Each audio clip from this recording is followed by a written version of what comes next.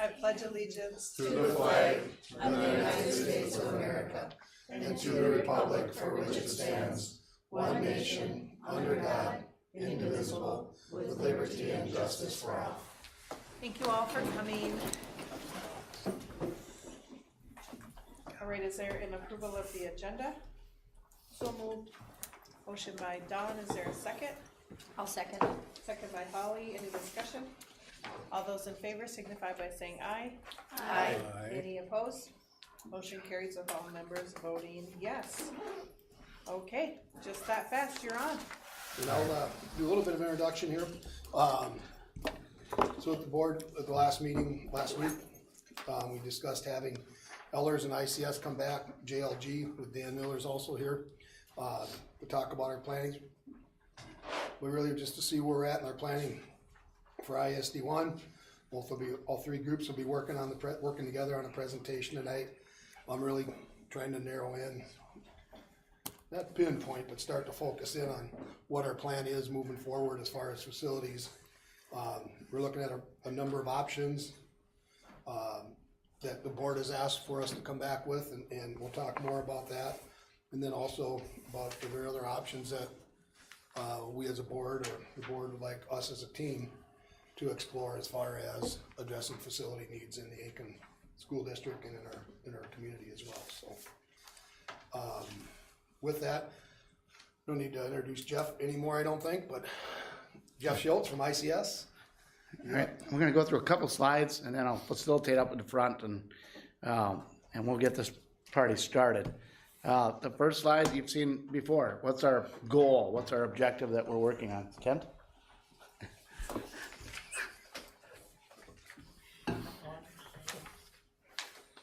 Working? There we go. All right. Developing a thoughtful plan, cost-effective, long-term plan for reinvestment in the schools that the majority of residents and taxpayers will support, right? Next slide. Again, your goals that you have addressed in your strategic plan that affect facilities. And you might get sick of me bringing these up every time, but I think they'll help you as board members as you're out in the community talking about what it is you're working on and why. Dan wanted to maybe open up then now and just see what thoughts we have. Go ahead. Right, yeah, so we talked about the options, and the board wanted to get numbers back on elementary with the bus garage and elementary and high school with the bus garage, elementary, high school, bus garage, and facilities.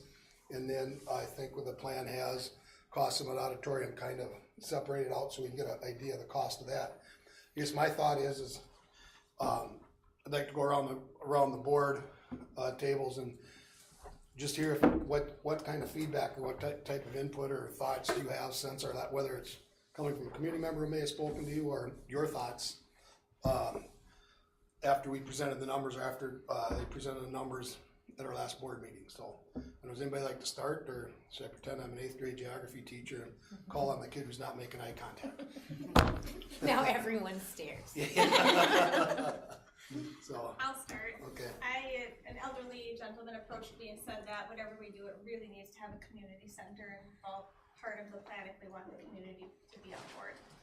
The older population needs somewhere to exercise, to socialize, and that is a big part of us passing any sort of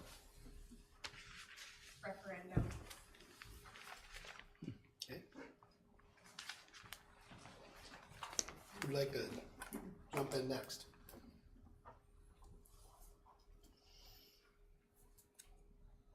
I think the people that I've talked to appreciate that we're connecting with the other entities that we're connecting with. And I think they start to see it as more of a community benefit when all of the other entities are involved too.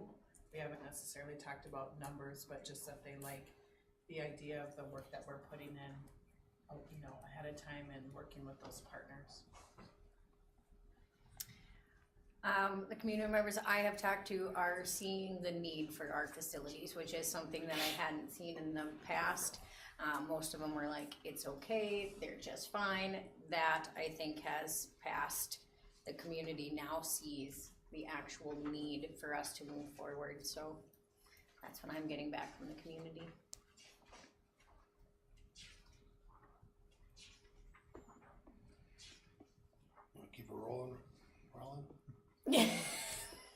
have to do nothing in the system.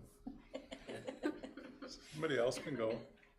I guess what I've heard is that having the plan in place is what they want, but to take it in smaller bites, not it being the whole picture with both schools, auditorium, but to have the big picture plan there, but focusing on more of like the elementary and the bus garage first, so it's not a tax burden.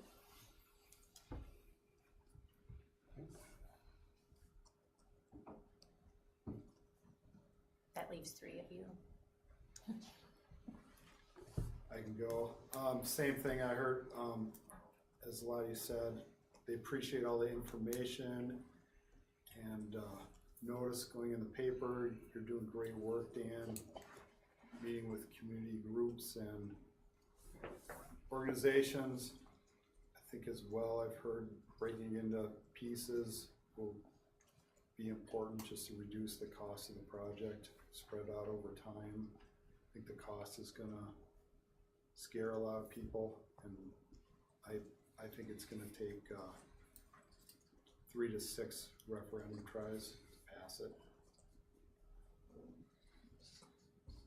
And we talked about gyms. Something I've thought about gyms. It's really not based on your student population size. It's based on the number of teams you have and sports in the school. And Aiken has a lot of sports. We probably have half the number of gyms currently that we need for the current sports level. So even if the school population drops to 60 students per grade, if you're maintaining that same level of teams, you still need to double the number of gym space that we currently have.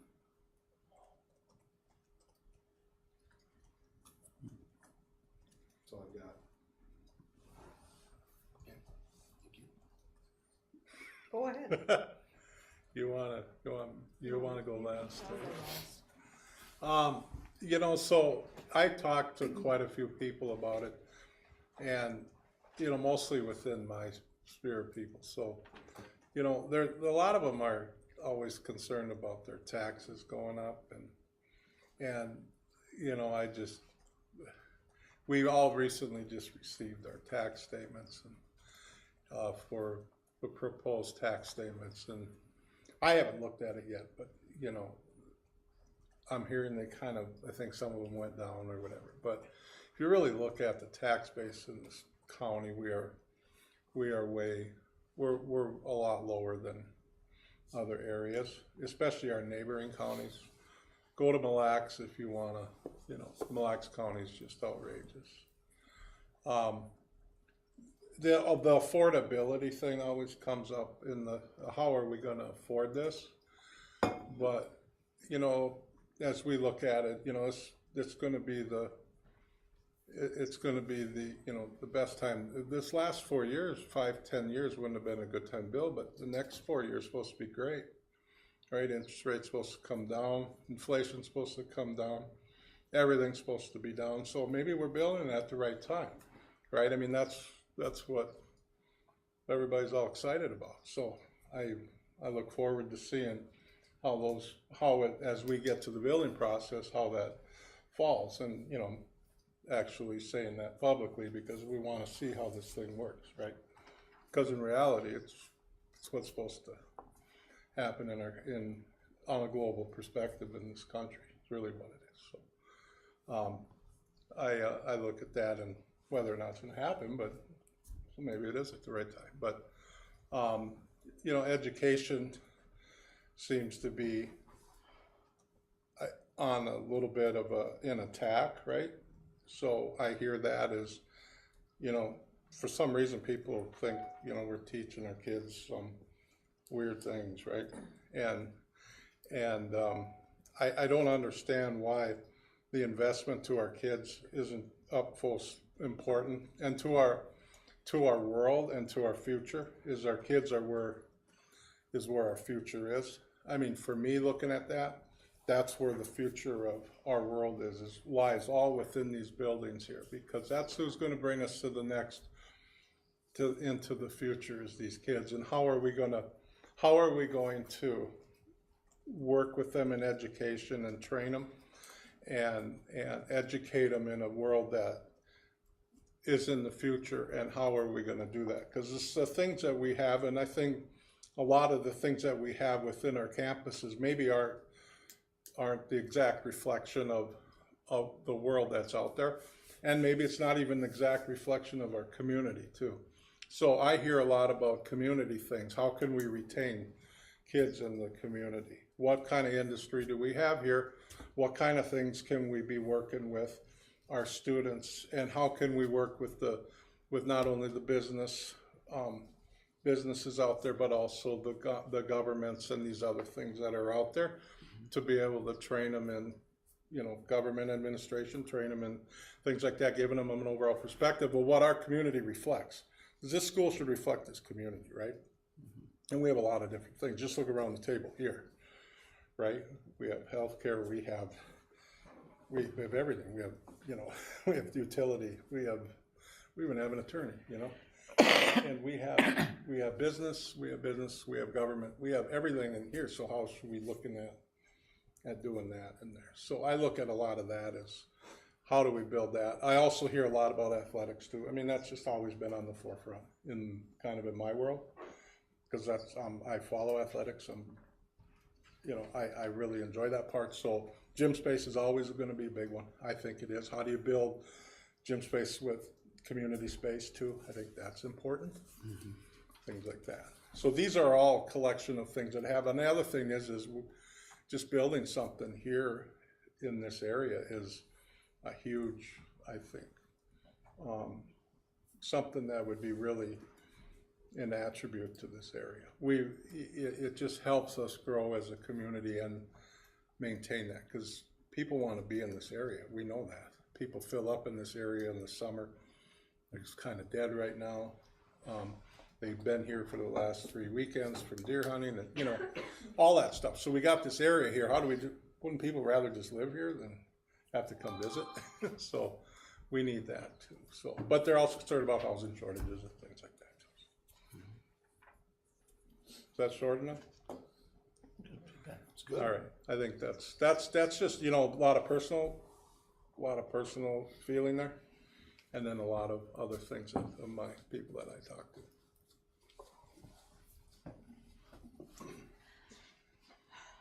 Yeah, so I think there's been a shift in the community. I think what I'm hearing from people is that they see the need to build new schools, but they are concerned about the cost, and rightfully so. You know, I'll share a little of my own personal experience. This morning, I went over to Rippleside with Danny, and we were sharing some Native American culture, for lack of a better word, to kindergarten. And while we were in there, in those classrooms, it became abundantly clear to me how packed in they are.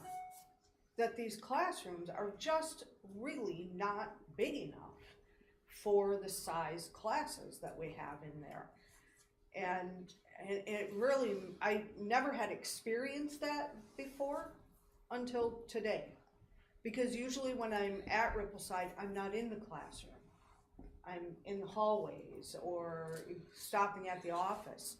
And so I think the community is going to appreciate our transparency about all the stuff, about the shape of our buildings, that you know, not meeting MDE standards in certain areas. And I think that our community is going to want to hear about what is the total cost to repair versus the total cost to build, and they're going to want all that information. And I think that if we are transparent with our community and we are not being extravagant, but talking about building buildings that are adequate, I think our community will support that. you know, I don't know about whether it's the whole package or part of it, or, you know, how we do that without having more information. And I do think that we have a few other ways to go to help us to gain some funding from outside resources that would help to defray the cost. So I think the community is beginning to recognize. I just had somebody ask me, I was at the junior high basketball game, I had somebody with me that does not have children in the district, lives within the district. As we were walking past the auditorium, they are a theater buff, asked me if there's been any repairs done, and I said no, because the cost is outrageous. And so to have those conversations, and so I just think we need to be transparent. You know, can I add one more thing? Sure. I've been on a lot of builds over my lifetime on some pretty good big structures, mostly in the hospitality industry. And they start, a lot of them start like this, right? And I'll tell you, when we value engineer them to where they're affordable, they end up like this. So, I mean, I'm just gonna say, I'll be for square corners and pretty simple structures versus this, okay? Because that's how you're gonna value engineer Got this, this. Dan? That's how you're gonna do this. That's how you're gonna do this. We don't need Taj Mahal, but we need, you know, we need it to function, and we need it clean, and we need, you know, that's just my opinion on a lot of things. So It's good feedback. yeah. All right, well, thank you, everybody, for your comments and thoughts on where we're at, and kind of, Jeff, that gives you a jumping off point for today, or? All right. I'm gonna move out there so I can see what's going on too. All right, we're gonna go to the front again. You get tired of me. We're gonna give you an update on some of the numbers from last time and some of the information. So, you know, one, the city was working on our cost of infrastructure to the site. We didn't have that number. We put a plug-in number. We have more information. The city got us some information between our last meeting and this one. So I want to share that with you. I'm gonna share. We had bids for a bus garage coming in. See how close the number was that we plugged in, right? And versus where it is actually coming in today, right? And then we have Ellers here, and I'm excited to have the folks from Ellers. And I've worked with Matthew Hammer on a lot of school projects and with Ellers. Great financial advisors. I think we've spent a lot of time talking about the district together. The challenge of trying to get it all done with the tax impact, right? Kind of feel we got a chunk done 8 years ago, how awesome would it have been? That's behind us, right? What are our options? I think one of you said, what are our options that we want to look at? What can we do? What other partnerships? The partnerships, I think, are way more fruitful than I've ever seen in Aiken. From the years I've worked here, there's some great dialogue going on. And I think if you can get the community to all be coming and going in the same direction, I think there'll be additional funding sources. I think there's some great things. So I want to continue to say we're in the solutions stage. We don't have a plan yet, and I think that's important for teachers, staff, community. We're working through it, right? And it's going to take some time. This is more for the others in the community to be aware where we're at in the process. Next. Last workshop feedback. I just put a bunch of stuff on one slide. Dan kind of went through that with you a little bit. You know, the tax impacts, where we stack at various levels. We're going to get further detail with Ellers here today. The different numbers roughly that came in and about where they are, right? And so it was great to hear your feedback, get your thoughts a little bit. I mean, we have our own alongside that with you, right? But we want to continue to help you find the right plan for Aiken. Okay, next. So this slide was in our last slide deck. It was the old update, the old assessment that was done with ICS when we had WSN was the civil engineer. When we did the site master plan, we had their budgeted estimate. We plugged in 2.5 million to bring the utilities into the property at that time. Next. We used a $2.5 million placeholder in those numbers that you saw last week. There's a whole lot of work done by Boltman and Mink. Boltman and Mink is a city engineer. And so from the meetings, they met with our civil engineer, Steve Schilke from CMPA, who's working on our team.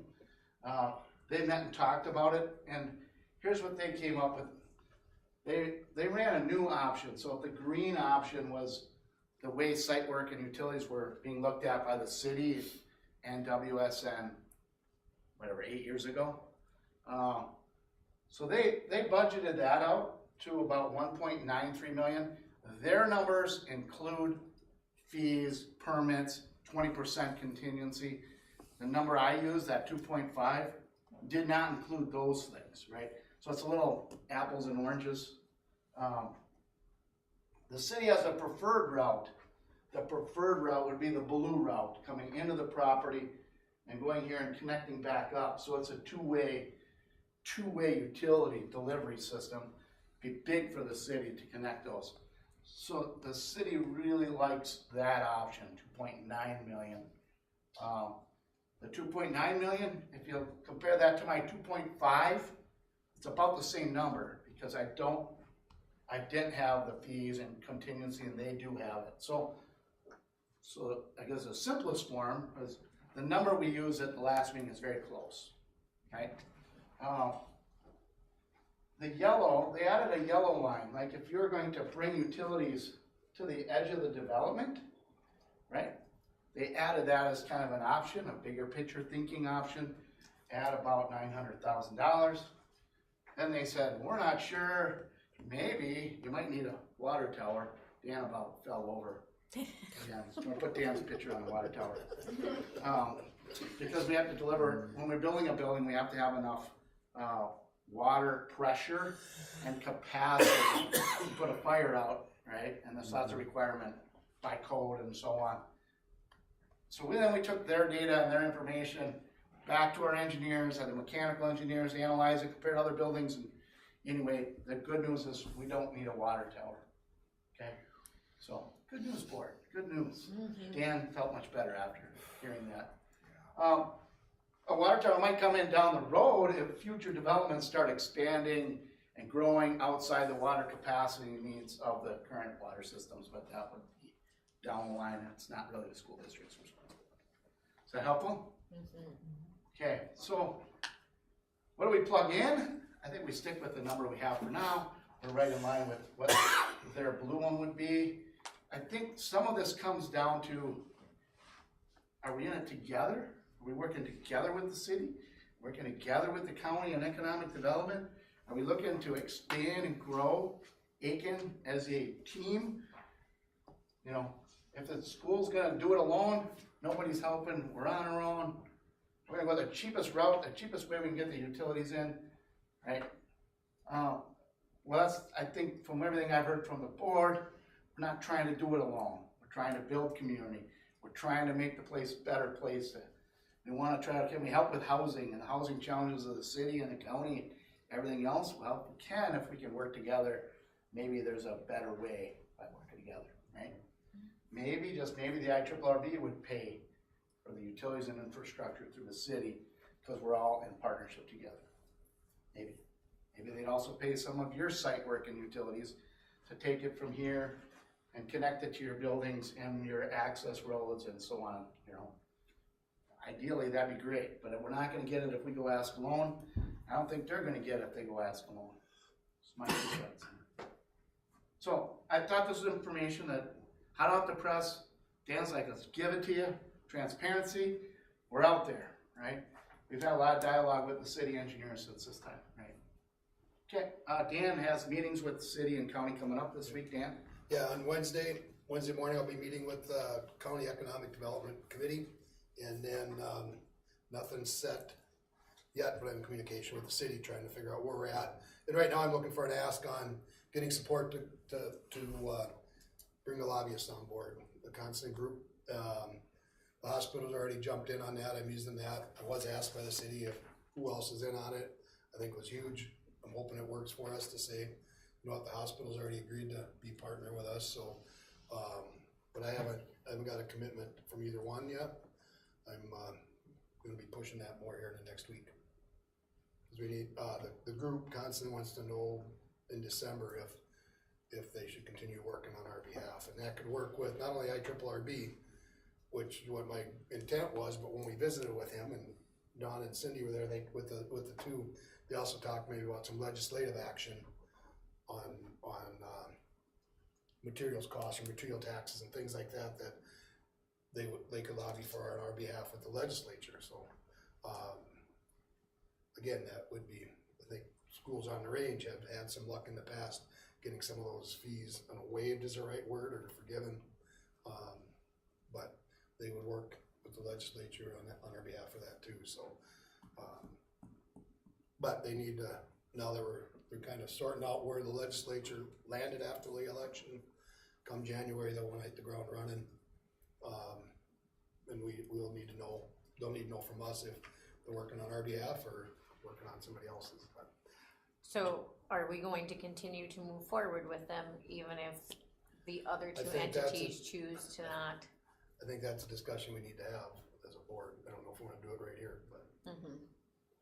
Yeah, I just shared with you, the CASA group reached out to us at the end of last week and said we'd like to put a request together for a bonding bill, but probably for the site work and utilities, and it probably makes more sense for it to come from the city, because schools don't typically get bonding bill requests approved.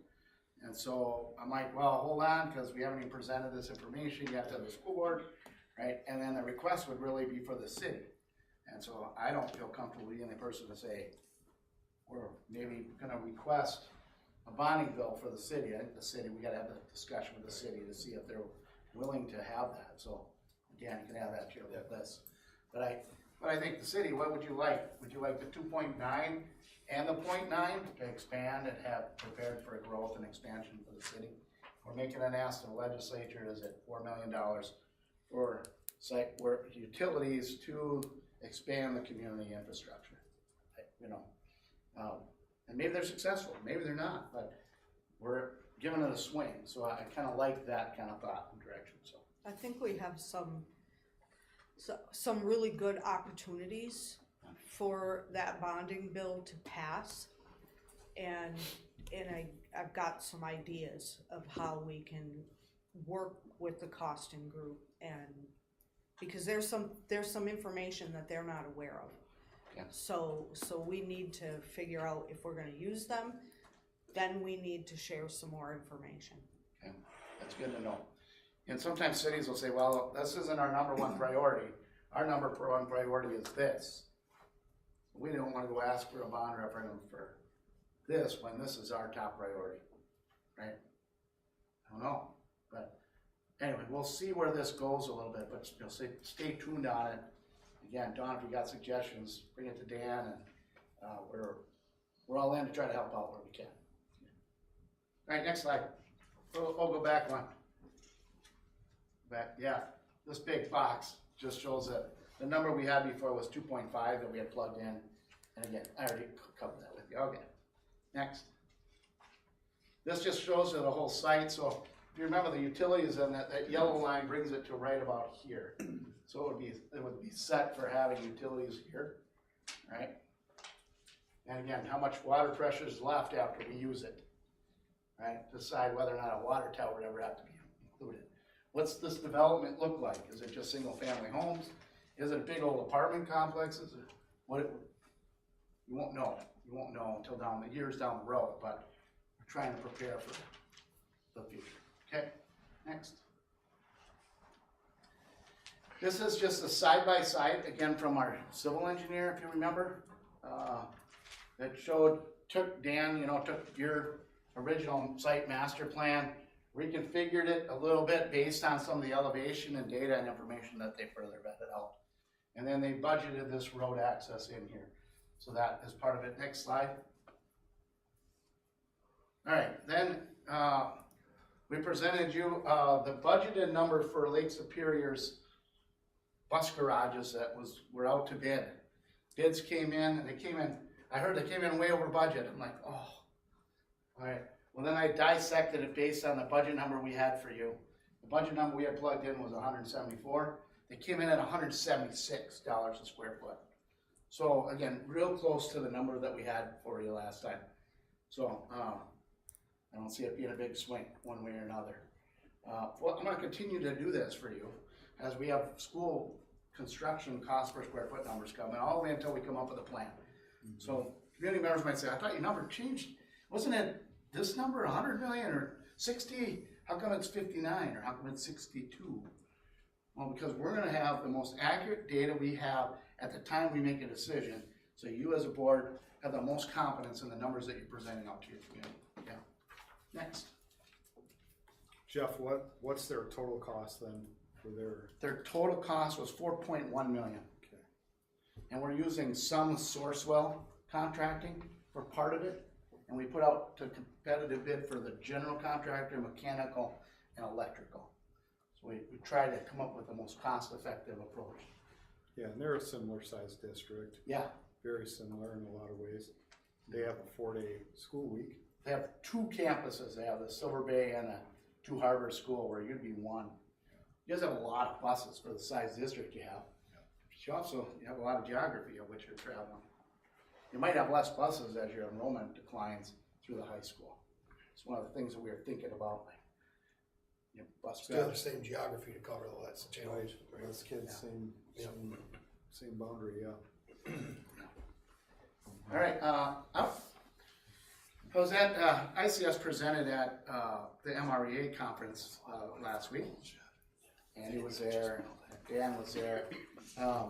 But there was a couple of slides from that session that I thought were really helpful. Todd Rapp was part of our session. You guys know Todd, helped you with the capital projects levy. But Todd and Morris Leatherman had done some statewide surveys. And there was just a couple of data points I wanted to highlight for you. I think it might help you. Just think about this a little bit. Next slide. All right. So they did polling. So we may do a survey, right? Last time we had a survey done of the community and it helped provide some solid data for decision making. Well, Todd Rapp and Morris Leatherman did a statewide survey, and it just recently got completed. And it was looking at schools and referendums and support versus non-support. I'm gonna do the best job I can to present these slides, but I'm not Todd Rapp. He's really much better at it. We are gonna have Todd come probably January-ish to really dive deep into elections, election strategy, data. He's an election junkie, right? He's your guy on NPR radio on election day, right? Talking about the election results. But this is some good data to have you thinking a little bit, right? So they asked the question across Minnesota, and it was something like this, like your local school district's got some needs, they've got some important needs for their school. Are you supportive of it? Are you in opposition of it? Or maybe you just don't know. And some people said, one of you said, I always support education. Well, I always support education. I'm with you. I don't care what they're putting at me. There's nothing more important to me than future education for our communities and our schools. I'm all in. I have no idea how I'd answer this question, right? Unfortunately, women are much more likely to be supportive than men. So 60% of people said they would support the plan, okay? As you break it down, of the supporters, 66% of women were supportive. Only 53% of men were supportive. Parents that have kids in the school, 86% of them were supportive. Those that didn't have kids in school, 49% of them were supportive. In the metro, we always think the metro, they always support everything. In the metro, the data showed 61% of people supported it. The rest of the state was 59. It is a little bit harder, but not that much harder. We also then cross-tabbed it. Those that were Democrats were 75%, 74% in support. Independents, 64%. Republicans, 44%. Parents of school-age type of kids or under 50 that would be voters, 72% were supporters. 50% plus, only 44% were supporters, right? Just data, but it's interesting. Now go to the next slide. Then they do a test, kind of, does your support change if the plan went up to $20 a month versus $15 a month? And then you can see the support dropped, right? So you can see parents dropped, everybody dropped, right? In addition, if you lowered the cost, do we pick up some of those that were non-supporters now come over the 50% mark, right? And so the point of this isn't to say we have to be at $15 on an average size household per month. Don't take this data that way, right? That's the wrong way. We passed Goodrich at $50 a month, right? It's about understanding the community, understanding demographics, thinking about who's your target people. If all you folks talk to are parents of our kids in our schools, of course they're supportive, right? God, I hope so. I hope there's 86% that are supportive, right? Well, please understand and think about your community. Well, we got some things against us, right? I don't have to tell you, you know your demographics better than I do, right? It's gonna be a challenge, right? I thought these would be helpful. We'll get into deeper statistics of elections and demographics. One of the things Todd's already done is taking your voter profile from this last November election, and he's cross-tabbing it with election results from when you passed your capital projects levy. He said, whoa, I got some good things to share with the board. There's gonna be some good things to talk about, right? A general election, this last one was presidential, and look back was when you passed your capital projects levy, right? And the next slide, he goes, God, you gotta share this slide with Aiken, right? So what this slide is taking a look at rural Minnesota only, so I'm not getting rid of the metro, in rural Minnesota, and the first ballot question only for every bond referendum for the state of Minnesota the last 5 years for schools, okay? And it gives you the success rate over that time frame by date. So a February election, 67% of them passed. In April, 64% of them passed. In May, 30% of them passed. In addition, May was usually the largest dollar amount asked on average. So you gotta take that with a little bit of grain of salt, because the higher the less success you're gonna have, right?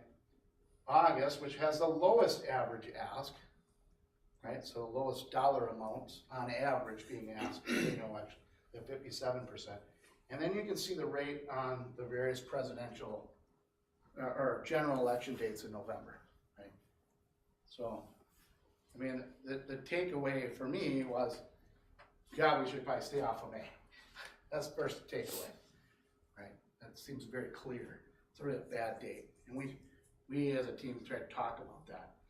K-12 is tired. Our principals are worn out by we get to May. Our teachers, our parents, everybody's worn out, right? So it might just be that whole fatigue thing at the end of the school year. Don't know. Okay, helpful? Is that helpful data? All right, Tyler will have way better stuff than I steal a little bit of thunder, but I thought some of that would be helpful. All right, next. Ellers, take it away. Matthew? I'm going to come up front. Matthew Hammer from Ellers, District's financial advisor. We got Beth Downs back there with me. She's also part of the Aiken team and has done a lot of work on this the information we have for you today. So we're going to do a couple things. We're going to talk a little bit about taxes, which is fun stuff, right? We like it, but I think it's important just to get a little sense when you think of school taxes and how they work in what tax base, because we're the one jurisdiction in Minnesota that has two different tax bases that we spread levies right? So it's somewhat important for us to know that, and specifically in your case here, there's a big portion of your tax base that doesn't pay towards a referendum market value levy, which happens to be not the levy we're spreading on, which is good news, but we'll show you a little bit about that, because a significant part of your tax base is seasonal rec, about 40%, and we'll talk about how that kind of plays into the overall scheme of how taxes are spread and what those costs are. So I think to start, really this becomes the equation, right? Tax base divided by tax levy. The difference is school districts don't look the same. You don't look like Brainerd. You don't look like Rosemont, Apple Valley, Egan. You're Aiken, right? And you have a specific makeup, and every school district in Minnesota has a different makeup. And that means that when you go to spread taxes, the tax impact for each community oftentimes gonna look a little different. And I know you saw some numbers at a high level last time, and 50, 75, and 100. We've now refined our numbers based on the latest county data, because you're referencing your tax statement that you got. We actually have information from the county now based on updated valuations for taxes payable 25 that were used to set those preliminary statements. And the tax base is up just a little bit. So it's about 2.5% on the referendum market value side, a little bit over 4 on the net tax capacity side. And I did look at your overall levy, which is maybe about what you're thinking. If your valuation stayed about the same, you're probably paying roughly about the same taxes as you did last year, or maybe slightly declining if you have an average home. So this really is the equation, albeit we have a complication in for schools that there's 2 tax bases and 2 types of levies we have, which kind of add to the complexity. And I don't know if Heather showed you, but there's a 40-page size 4 font levy report that this all comes into, and we'll talk about it at a high level here as we go forward. So the next slide. These are the 2 categories. So when you think of a tax statement, we're the one jurisdiction as a school that actually has 2 categories. There's voter approved and other levies. And there's really only 3 levies that are spread here. You guys have one of them. On the voter approved side, the rest of them are your categorical levies, and a lot of them you don't have control over. You have a portion of your funding that comes through local levy and a portion that comes through the state, and those formulas outside of the school district's control have been shifting more to local levy over the last few years as the valuations have been growing. Equalization is the term, right? But overall, you're getting offset with some of the valuation growth, so it's not really impacting your tax rates too much. Some of those other levy categories, local optional, LTFM is one of the big ones, and then there's several other ones in that overall report that make up your overall school levy. We'll talk a little bit about this capital project levy that you have when we move forward here. So the next slide. So when we talk about voter approved funding, these terms might be thrown out, but levies for learning on the top, the district has a capital project levy that's funding technology in the district right now. It's a little bit north of $1 million a year that you get. It's also funding your transportation for your buses. And then there's a component of it that was in there to help offset some of your deferred maintenance, because you had used some of that funding to try to get some projects updated back in 2018. So that's helping support your district budget as a whole. This is really what we're talking about right here, right? Building for bonds. And there's some things that we'll talk about how that functions as we move forward with some of our analysis that we put together. Next slide. These are the 2 categories. You notice here, seasonal recs excluded on the net tax capacity side. This is where the levy would be spread. So when we're talking building bonds, this is the net tax capacity is the tax base that's used, and it does incorporate your seasonal rec. So if we go to the next slide, you can kind of see how this breakout works, and it's fairly significant, or not insignificant by any means here. There's a few categories that play a big role for you guys. So the far left, this is the assessed values that the county puts together based on the market value, based on the type of property. It fits into several classifications: residential, commercial, qualifying ag and seasonal rec, you can see those on the left. The middle tax base is referendum market value. I'm not gonna spend much time because we're not using that tax base, but it does have some implications. So if you get a question from somebody, right, that has a cabin and are they gonna pay towards the levy? The answer is yes. If you have a property, it's yes, right? Because it's gonna be spread on net tax capacity, which is on the right, and you'll see the big difference, right, for you guys. Depending on that type of levy, the residential homeowner picks up 72% of a referendum market value levy, where they're only picking up about 34% or $34, if it was a $100 bill, right, $34.10 on a net tax capacity levy. And then the other two tax bases that make up a significant portion is your seasonal rec, which makes up almost 40. So that's seasonal rec tax base. A lot of those people don't vote, right, because they're people that own property, but they do contribute towards the levy. And then qualifying ag land, which is about 11%. And the ag to school credit offsets taxes for that portion of your tax base, which we'll talk about here in the upcoming slide. I won't spend a lot of time on this. This just kind of regurgitates the one levy that the district has that's a voter approved levy right now was the capital project levy that was approved in 2021.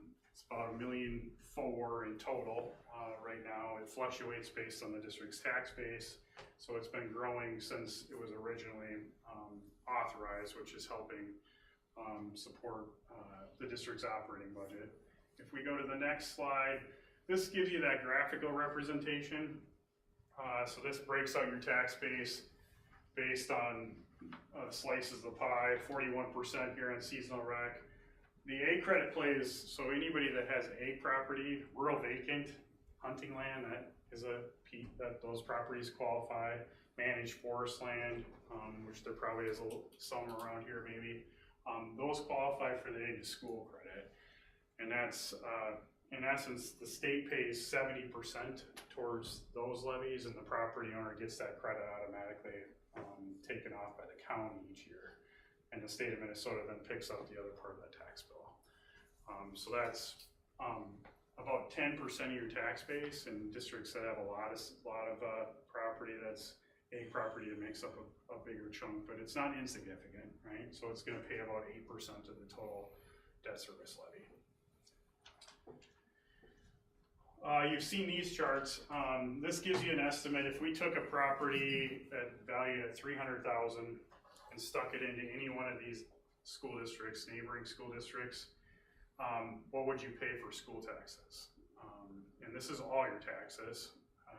And you can see Aiken right now, if you had a $300,000 home for last tax year, would be paying $394 annually. For all your school taxes, and then you can kind of see based on the neighbors where you sit. And I know you've seen this, so I won't spend a lot of time. But that's in essence, that's all your taxes. So it's not just a component. That's anything you're paying for the school as part of a levy in any of these school districts. If we go to the next one, this one we took a look at enrollment. So this is right around 1,050 kids. We found all the school districts that were really close to that 1,050 kids in the state, and try to give you a representation of what taxes those school districts are paying. And you can kind of see that layout there. You actually move towards the very bottom of this list. And it's the same calculation here as well. So the upcoming slides here are specific to the targets that Jeff provided for estimates now on the different options. So the far right here represents PK 6 in the bus garage, and these are tax impact estimates. And I'll just start with the $300,000 home here just to work across. $445 a year for that roughly not quite $63 million bond. The other thing you'll see here as we laid this out is we did do the first one as a 20-year tax levy, and we did that on purpose just to kind of illustrate that there is likely there's different terms. We could look at doing up to 30 years in total. That's the maximum term that we can do for a or for a length of a bond issue, albeit you come with more interest costs, higher interest rates, there's things to weigh. The other thing, when we start thinking about these numbers, right, you also got to think about your long-term scope and what other types of things you'll have over that period of time, right? So if we know if we're going to build an elementary school at almost 63 million, we still have a high school that has needs, right? And you don't necessarily want to leverage yourself out over that entire period of time because you're likely going to have some other needs that'll come up over this period of time, right? So we want to be paying off those commitments, which is done typically with a shorter term, right? And 20 years is probably the most common term when we're talking about a bond issue for a larger capital project like this. Now, with that said, as we move to the right, when we start looking at, moving to the right with a PK-12 bus garage or a PK-12 bus garage with auditorium at the full scope, right? We're looking at longer terms. We're showing a 25-year term in this case because likely you're taking care of a lot of your needs if you're getting to a project of that scale. That doesn't mean you won't have any needs, but as we're getting to a project of that scale, your ongoing deferred maintenance needs in the short term likely are going to be less, which allows us to extend the term. But you can see the tax implication. We're about $37 a month on the 62 million.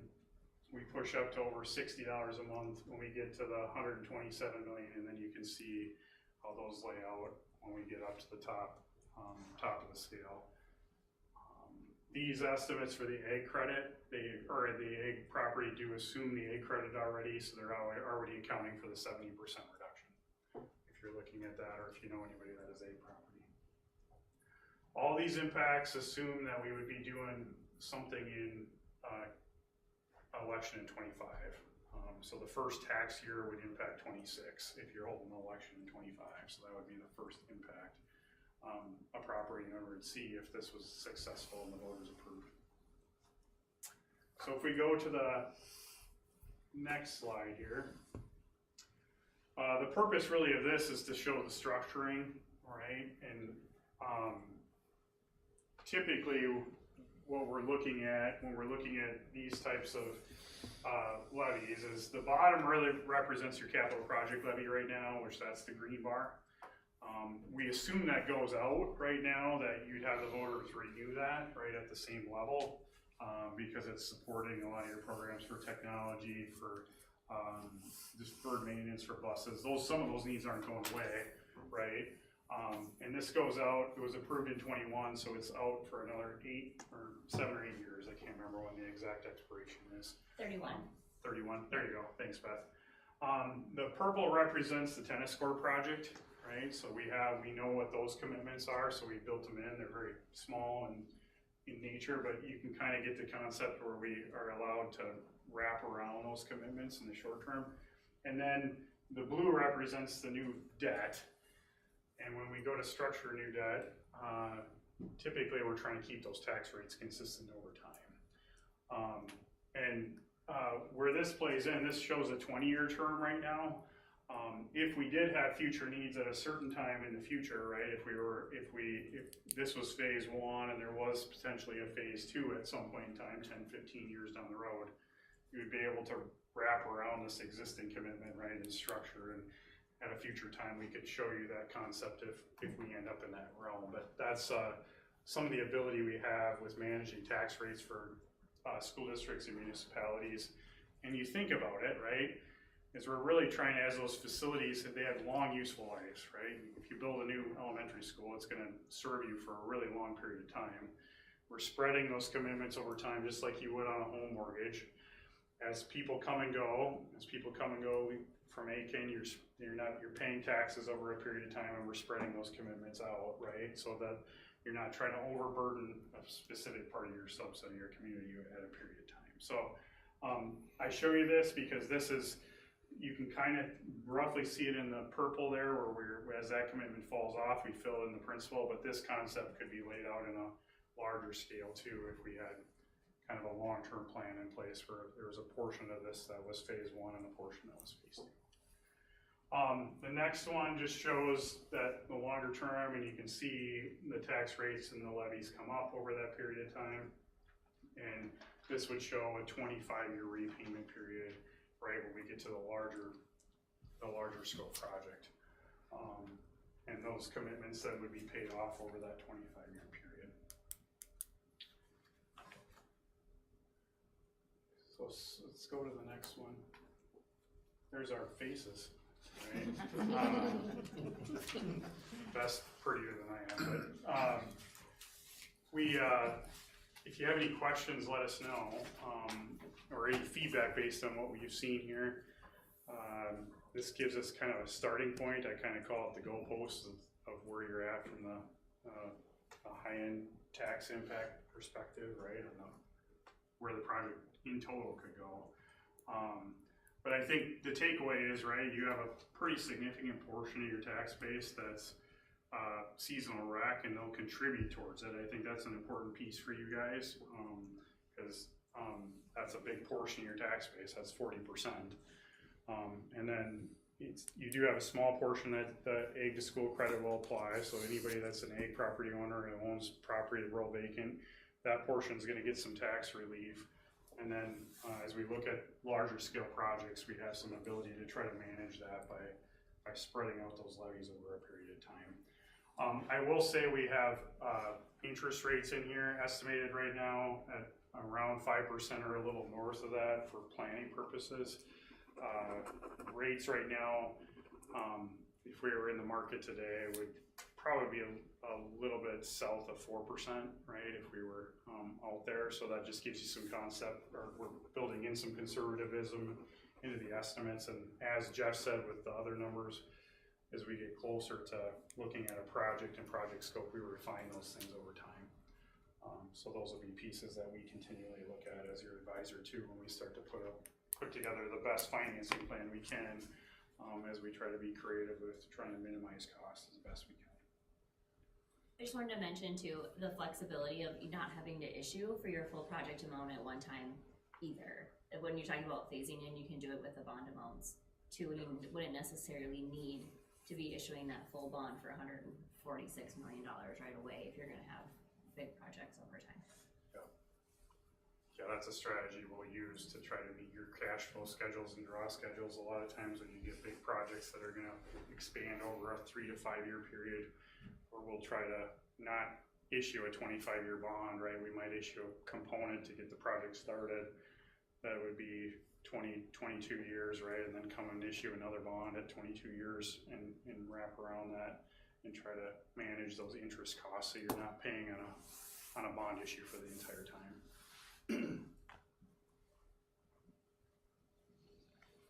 That was fun stuff, right? Any questions, any feedback, any thoughts on what you see? Anything that sticks out to you? I'll ask a couple just for fun. But do you think the ag to school or the agricultural community here in Aiken are aware of the 70% relief they would get from a bond referendum, the ag to school credit? I would say they're getting it on their tax statement now for a portion of the levy just because the district has debt, but likely probably not too aware of the program from a standpoint, especially at this magnitude when you start talking about this. Yeah, if they're aware, they'd be a much greater chance of passing and voting yes. I would, you're right. I mean, so we find that, but that's a big educational thing. So if you know farming people in your community or agricultural folks, do they know that 70% of their bond referendum taxes would be paid for, right? Oh God, I didn't know that, right? I think you'll find that to be the case, right? Yeah, and when we put a plan together, eventually there's a tax calculator website that gets created, right? And a component of that is trying to get A property owners to put their information in so we can have some conversations with them at Ellers, right, too, to provide detailed tax impact reports specifically for them. Because there is some complications when you start talking about ag taxes and how they're classified and what types of property qualify for the ag credit.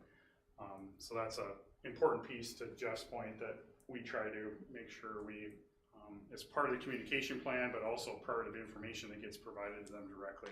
It's amazing how you start a few, right, and how they talk to each other, and all of a sudden that cascades into a number of reports. Like, for example, the Goodrich project, I think we did ag tax impacts for half the district by the time we were done. So there was another nice one pager that you had sent to Dan and us that talked about all the different funding options that schools have, right? And which, if we're building new, it really don't come into play. But if the plan elects to stay in a building, I think we might need you back to talk about all the different funding options that we have if we stayed in a building, indoor air quality, health, safety, all that kind of stuff.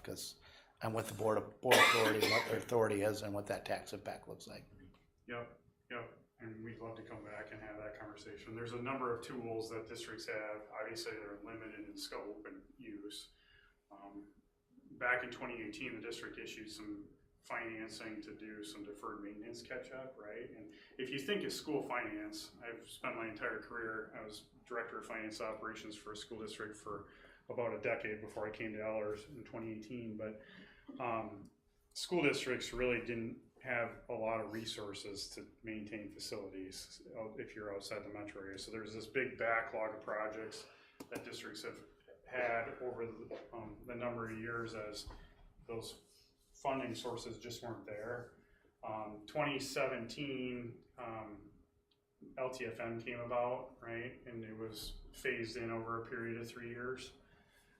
But that was the first dedicated funding school districts really had to do maintenance, and it's $380 per student, right? So you have 1,000 students roughly, right? You're talking $380,000 a year that the district gets on a backlog when you're talking about that go to one roof section probably, right, in this day and age. So back at that time there was a backlog, so the district did dedicate a portion of those resources right now to funding some projects. So about $3 million worth in total back in 2018, and then you're repaying those with those existing levies. So you have about half of that revenue, half of that 380 that you have at your disposal, which was the reason the capital project levy was to have that additional option to be able to do some deferred maintenance as that levy it could increase over time with your tax base to help support some of those deferred maintenance projects. But we know it's not enough, right? You got a lot of projects that have to happen from a deferred maintenance perspective. And then there's a few other ones, but IQ, and there's some things like that's a common thing where districts are updating their HVAC systems and those types of things. But again, they're limited in scope and the projects have to qualify, get MD approval. And just share, and Ellers is really, really good at looking at the creative funding options, right? So next Monday, there's a ribbon cutting in Staples for Staples Motley Schools for their $33 million project. Turned into 39 because the hospital contributed $6 million, right? And it was all non-voter approved, but multiple funding buckets and creativity packaged together to really help take their district to a new place. So you can give that as an example, maybe if that's something of interest by the board. What are they at? Staples Motley Schools. What they Besides a wrestling room. Besides a wrestling room? Well, they've added a whole gym and wellness center as part of the hospital. They've Turf field. gutted a lot of the classrooms, indoor air quality throughout their buildings. They have a good football program. Yeah. Just because they have good wrestling. Give you an overview that, if that's of help. Yeah. Give you a sense of what they did. Right. It all starts with wrestling. Anything else? Here's a weird question for you. Did you ever do a ballot question? The first ballot question is a new elementary and bus garage for 20-year debt. Second ballot question adds the rest and extends to a 30-year debt. You can, the term typically we normally recommend that we stay more silent to, right? Because we want some flexibility with the structuring depending on how the results were. One, because we're estimating market conditions, right? So when we're putting a plan together, we got to be able to meet the tax impact as an advisor, right? So if we have a plan in phase one that we assume is gonna be spread over 20 years, right, and that's the plan, there's nothing that says that we can't look at longer terms, or we have before, right, where you start to look at extending the terms when you get to a more comprehensive plan, that albeit there's a tax implication too, but we're spreading it over a different term to try to manage that tax impact as we increase the scope. So that's a possibility as we look at planning as part of the plan. But we, like Beth said, the reason why we try to stay away from like really communicating terms a lot is we want some flexibility based on what we're seeing in the market to be able to, like, maybe it makes sense for us to split the issue when we get to the time to try to manage your plan, right, based on your cash flow. And we might want to do 2 22-year bonds, right? And then we can adjust for your tax base and different things after we have the voter approval. Our role really is to try to keep your costs down as much as possible, right, from an interest perspective, and try to manage it to the plan that was communicated to the voters, and we got to be able to do that. So, and ultimately, right, I mean, that's the goal, right, is to minimize the tax implication for your property owners as best we can after we get those. So what you're saying, like, let's say if you did a 20-year bond on an elementary school, Yeah, and your interest rates came in favorable right. when you went to sell the bonds, you might knock a few years off of that debt, keep it at what you promised to the taxpayers, and pay it off at 17 years instead of 20. Yeah, Right. that could be a way, or we could Example. have a step down in the plan, right? Keep it 20 years and try to Okay. lower the cost and pay principal off faster, right? So we manage the tax implication to what we told voters, pay off as much debt as we can, and then try to create some capacity in your plan. So whenever phase 2 would come in, that you'd have a better opportunity to manage taxes at that point in time when you meet back out to voters. Yeah, my question were, what are strategies for managing the debt if you have steady declines in interest rates? You know, your bonds are basically locked in, but. Yeah, that's a good thing. I didn't touch on that, but you're going to a spot that's important, right? Especially when you start looking at longer terms. Typically, right now the market for municipal bonds really typically has about an 8-year call date, and that call date represents when you can refinance. Okay. Right, so similar to a home mortgage, you can refinance your debt, right? And right now the markets, you're looking at about an 8-year call, and after that period of time, you can refinance, right? So if rates are favorable, you can refinance those commitments and lower your costs after that period of time.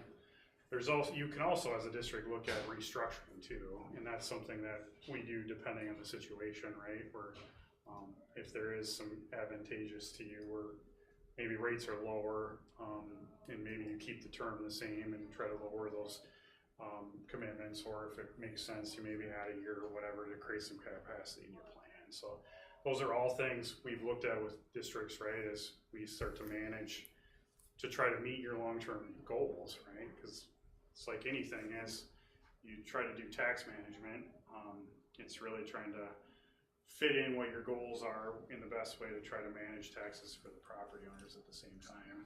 And then part of that is when you have those commitments is trying to control those interest rates.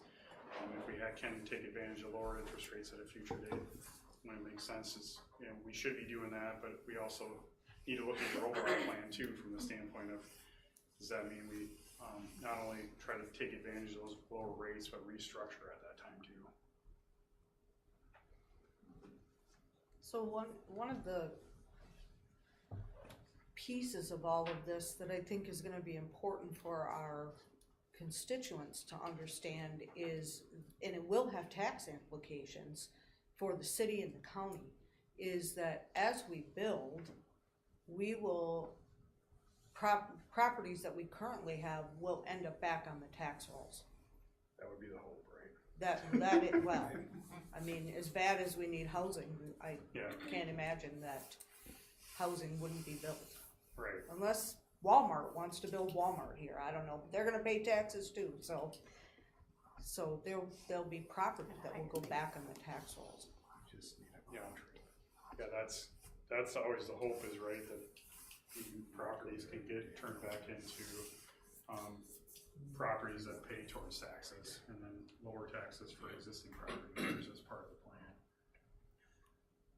Matthew, do you see that happening in communities where they abandon or leave schools and build on a new site? Yeah, I mean, it's, part of the thing that we gotta think about too is if you were on a full-scale plan, right, what would you do with this new site? So would there be resources put into the plan to get rid of the site, right, to make it more advantageous, right, or demolish, or do whatever, right? So those are things that, when you start thinking big scale, right, you gotta be thinking about that as part of the plan, right? Because if you can have something in, as part of the plan to kind of help support that, that can be very helpful, right, as you start thinking about long-term city and county economic development, right, to try to not just have a site and hope somebody buys it from you and does something with it, right? So those are some things. I think your location here is fairly good, right, off of 210 and where the high school sits, right, from a perspective of a city site too, so yes, the answer is yes, right? But I think it is important to kind of be thinking about that as a school district too, and not just leave it up to people.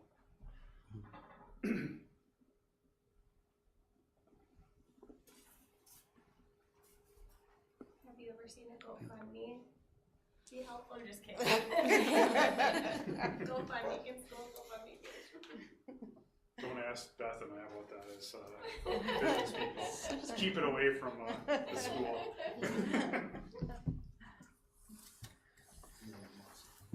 Other questions? Good?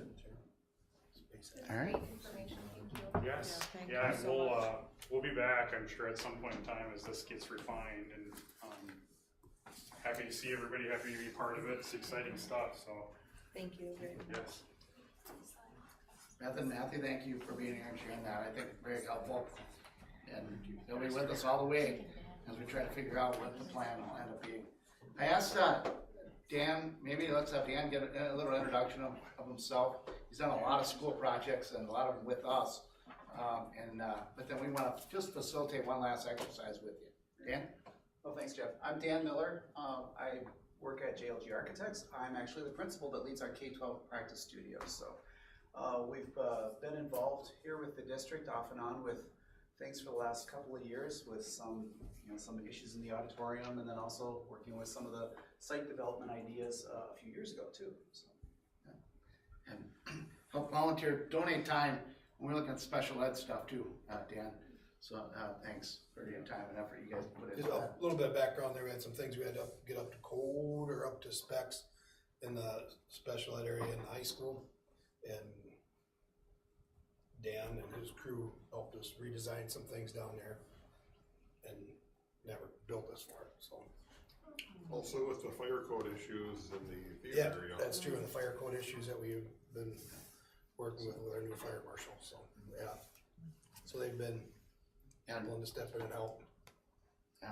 Yeah, Dan and their crew were instrumental in the site master plan work that ICS did with them as our team member 4 years ago as well. So very familiar with your new property and the site. Yeah, so thank you, Dan, for being up with us. Kent, next slide. So here's something that Dan and I were talking about, right? As we're trying to prepare to help you, right? And Don kind of hit a little bit. The taxpayers are going to be, what are all the options, right? What are the options that the board's considering, or have considered, or should have considered? And so we just kind of want to brainstorm with you. You might not like all the options, but what are they? And how do we help you put them together so we can then vet and talk about pros and cons, tax impact of this versus tax impact of that. And so we can have a real transparent discussion about all the options, right? Does that make sense? Mm-hmm. And I don't think there's 100 options here. I think there's not too many, right? So I think, just like to hear from you. We already know these options that we've started with, right? And we can continue to vet and refine and take out the soccer fields, we don't need those, or whatever, right? What's our combined building look like? We have the space programs that the principals worked on. We'd start working with staff and refining that, right? So we can dive deeper into these, but what is option 4, 5, 6, 7, or 8? What are the options that we ought to at least put pen to paper on for you? I truly think we need to look at an option that would somehow save our 2 gym spaces and our auditorium here with some remodeling, even if we removed some of the other spaces, just because building new in an auditorium and those things, and that's important to our community. They love that auditorium down there. So I do think that should be looked at if we go with an option 1, and what can we do to make those community spaces come back up to a well-maintained area. You know, like that auditorium is important. They love that. Is there a way to carve that out? Save that? Yeah, and that's demo that. part and Yeah, keep that? or even if we pick option 1, what does option 1 look like with a little bit of money to bring some of those community spaces we have in this current building? Because option 1 is just our pre-K through 6. What if we add a little money for those kinds of spaces? So what you're thinking, say, for example, option 1, that means the high school's gonna stay here in the near term. And let's just not forget about the spaces interactive with the activity spaces. Yeah. What can we do to enhance those? So that would be a supplemental piece. Yeah, like it'd be like an option 1, question 2, Option or 1 whatever. plus, Yeah. yeah. Yeah, just because I feel like those spaces are the ones, even if we do put this new pre-K through 6, our community still comes into this building for our musical, for our choir concerts, for those things. So not to forget about those spaces here. And I mean, that's something we've heard all the time too. We need to invest in that auditorium. So what could that idea look like? Let's just think about option 2, for example. So say the 712 moves out. Could that potentially work in reverse of we still keep an activity center here? Well, our community is diving deep into live music as one of their new tourism sections. So yeah, I feel like that auditorium, if we were able to make it something that could stick around for the community, would still be utilized. Okay, and would that potentially, so here's what comes to my mind is, you know, how can we, number 1, how can we be most efficient with the taxpayers' dollars, and what could that potentially save?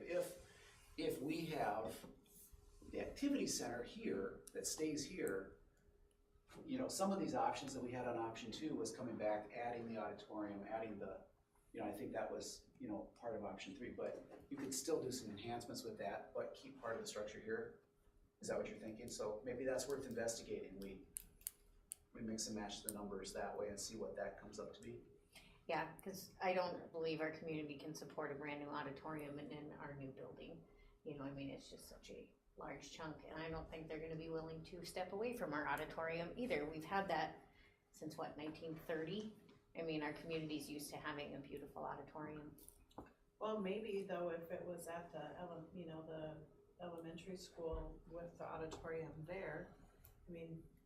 Believe me, when they see a new Gitchy ZB auditorium, they're not gonna miss this one. But this is a classic. It's beautiful, and you don't get that in other spaces. We're never building another one of this size or like of this type, and we just spent all that money adding, like, well, changing and remodeling that back area with that beautiful stage and all of that stuff back there. I don't know that our community, just like when they tore down the church across the street, is going to feel as like, oh look, we have a brand new one, bye. You know, they just didn't feel that way. You still have people that complain about the antique church being gone. I just feel like that's the way, you know, you have generations after generation that performed on that stage, and as much as we want to be like, it's just a stage, it's not, it's their memories. So that would be something I would add into these options. Keep that in the mix. Yeah. Okay. Yeah, just look at And that. maybe you could look at what would be the difference to renovate versus add new to the elementary school. There's models like that. Chatfield, they built brand new schools, but their old school, most of it is still there, not all of it. They tore some of it down, but their auditorium's still there, and it's their performing arts center. It's right in the middle of town, like Well, this high school. Brainerd, isn't the Franklin Arts Center Yep, an old Franklin school? Arts Center, Mhm. yep. Like apartments, homes, housing. You were saying? I don't remember. Well, you mentioned renovation. Oh, Here's just, a- yeah. just that we could probably take a look at what would be the cost, to renovate this one versus add it to the new one. The other thing that I have a couple of thoughts too. So I know that the bus garage is important to us and we need it. I am concerned about people in the community saying, yeah, to an elementary school, but I don't know about this bus garage, so I don't necessarily know if, when we advertise it, do you have to advertise it separate as the bus garage? I don't wanna lose people because they're gonna say on our list of priority, we want an auditorium, we want more gym space, we don't really care about buses, right? So either we don't necessarily include it, but maybe not as a separate line item. But I also think that the big issue in this community is the community space and our gym space. We have sports teams that are coming in and practicing at 6 in the morning and they're still here until 10 o'clock at night. And that's what people are angry about in the community. So I don't know if there's a way to be able to, I'm not sure I don't know that the gym space that was proposed last time is enough of an increase to get us to where we need to be, and that's what I hear people talking about. And so I would also wanna be really looking at the gym space that we have and how would we utilize the high school, but then also have enough new at the elementary school. Jeff, question for you. So to your question of how definitive do we have to get about improvements and do we describe the bus garage?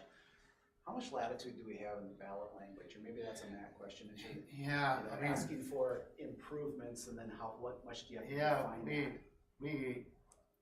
that's a great question, and I'm not an attorney, so I'm, right? But I do know if we say But I'd like to put him and on the for spot anyway. other betterment of school-related things, it covers a lot of stuff legally. But Yeah, typically, technically. review and comments can be real specific on what is in our plan. And if we have a new bus garage in our plan, and usually your ballot would say a new elementary school and a new bus garage, typically. Matthew? Yeah, reviewing comments important. Like technically speaking, the ballot all it has to say is acquisition and betterment of school sites and facilities, period. Right, so that's how broad it could be, but the reality of it is when people get to the polls, right, they wanna see what they're voting for typically and not be totally reliant on all your communication plans. So typically it's important to have a few of the high points in your ballot question, right? Like new elementary, some of those pieces that as your communication plan, or if you get surveys or those types of things are things that people wanna know that are as part of the plan. So you get some flexibility with that acquisition and betterment of sites and facilities language. Yeah, But and the I detail see that as a part of it, right? When you build a house, it's normal to attach your garage. Yeah. Right? And so, to me, when you build the school, like, it's normal to attach the bus garage. Not attach, but to have it. I just think the words bus garage, nobody gives a hoot in this community about our bus garage except I would have supported Us that first and ballot the bus, question if it was right? an elementary school, but I don't. It's know. like it's a function of the, well, facilities. Anything for everything. it's a function of New the school. facilities, I mean, yeah. it's just a Yeah. function there. I mean, it's, But to Matt and Jeff's description of that, when you say betterment of facilities, whether or not it's in the ballot language, that would take some legal counsel to you might have some gray area there, but where the rubber hits the road is what is actually in the review and comment. If somebody wanted to go back and look, well, what do they mean by this ballot question, betterment of facilities? They could go back and look at the review and comment that's submitted, and that would have the bus garage in it. So there's, to your point, it's gonna get described somewhere. We just can think about where. Please let everybody know what review and comment. I don't know if everybody Oh, sure. knows what review and comment That's is good for, point. that it's required. Why don't you take it? Okay, so the review and comment document is actually the full description of the scope of work and the costs that go into that once we, as a board, decide this is the best value, this is the project we wanna bring forward to the community, We have to document that, put it into what's called a review and comment. That gets submitted to the Minnesota Department of Ed. They look through it, they review it, and they make sure that it's in line with state standards, and then they will give feedback back. And oftentimes we're working in collaboration. Jeff and his team and ICS really head that up, and we contribute to that, as well as the district putting information into it. But then the Department of Ed will then come back and they will either give you a favorable review and comment or a not favorable review and comment. 9 times out of 10, we're already talking to them. We're not going to submit anything that isn't going to come back that we expect to be favorable. So that's the way it typically works. It's also not optional, it's a requirement. Right. Yeah. It's one of the steps we have to do. Yeah, it's a requirement due to the state of Minnesota backs school bonds. So the state of Minnesota also has their say over exactly what goes into it. So it's their chance to review it and make sure your plan is within their guidelines. I think there'd be a way to include it in the review and comment, but maybe not have it be the top of our marketing platform. Yeah, exactly. That is true. Don't put it in big bold font on the. Two separate things. Yep. The one thing I'll tell you this, right, from somebody that does a lot of school projects, right? The worst buildings in the state of Minnesota in public education are the bus garages. And why? Because there's no secret financing tool. Ellers hasn't figured it out yet. How to simplify a board action to be able, you can use capital facilities bonds and certain things, but it's really hard for a board to do a new bus garage without voter approval. I don't know, am I right? Or Yeah, you're right. I mean, there's a few districts that have requested special legislative approval to try to use dollars, but there's no tool that a school board has to maintain a bus garage or to build a bus garage. so there's been a lot of superintendents say, well, you know what? Before we make that improvements to the bus garage, we're taking care of the kids first, right? Bus garage can come later. We got to get our schools up to snuff. So you as a board may say, we're pulling that out. I don't know. Bus garage is terrible too. So. I We think definitely need it. I'm not saying we don't. Right, right. I think if we're gonna do this in phases, that first phase where we're just doing PK to grade 6, I think it almost is going to have that community center piece added to it, because over 50% of the people who live here are retired. And we're asking them to vote, and we need to give them something for their tax dollars, not just a school. And I would argue we are giving them something in a new school, but they're going to want to be able to utilize that new facility, whatever it is. So I really think that option 1 is going to have to include that community center piece. And we're going to have to be creative with the funding for that community center piece. I envision the Speaking community of center as like flex space that the school uses and the community. Is Mhm. everybody else envisioning it that way too? Yeah. Yeah. Okay. Yeah, I think we're going to have to cast a vision of what that means. But, you know, and I do know this, the first community center that was built in the state of Minnesota with legislative money was in Staples. They have a beautiful community center, and the legislature paid for it. Dallas Sam's carried the bill. Oh, interesting. That might be an option. Yeah. Jeff, I've got a couple ideas. You mind if I throw them out? Sure. Even Go though the for it. board's not asking for them? Go for it. And you might not like it when I throw it out, because I know you probably are not gonna ask for them, but here, I'll just throw out these 2 ideas for a couple of reasons. Number 1 is, if the dollar becomes the almighty reason behind whether or not this vote passes or not, that's one reason.